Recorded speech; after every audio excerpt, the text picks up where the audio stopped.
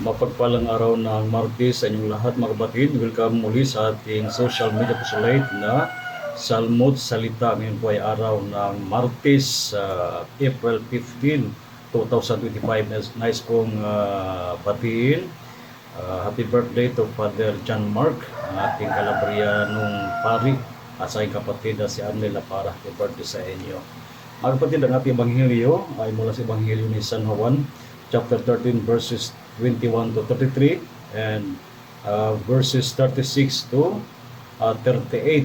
Ang ating ebanghelyo ngayon ay ang ating Panginoon kasama kanyang mga alagad ay nasa huling hapunan at si Kristo ay lubhang na bagabag. He was deeply troubled sapagkat nalapit na ang kanyang pagdurusa, ang kanyang pagkasakit at pag-alay kanyang buong buhay para sa ating kaligtasan, lalo na isa sa mga nagbibigay sa kanya ng sakit, napakasakit na isang karanasan ay alam niya kung sino ang magkakanulo sa kanya, kanyang mga alagad.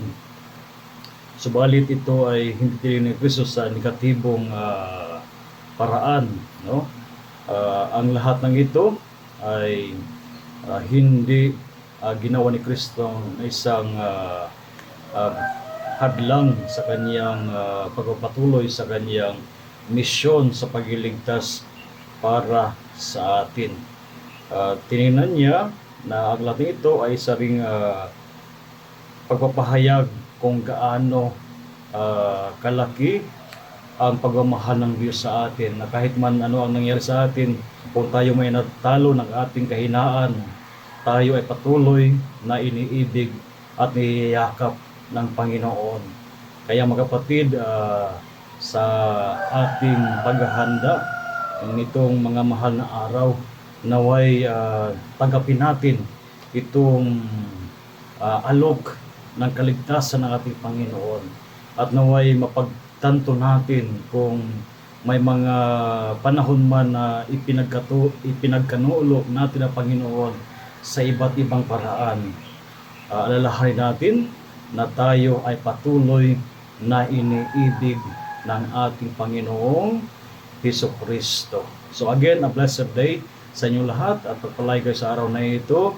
At nais ko magpasalamat sa lahat na nakikinig sa ating social media pusulate na Salmot Salita, at pakibahagi ng ating mga Salmot Salita videos sa inyong mga kaibigan sa social media. Gawing nating viral ang salita ng Diyos. At of course, rest assured my prayers for each one of you. So again, a blessed day sa inyong lahat.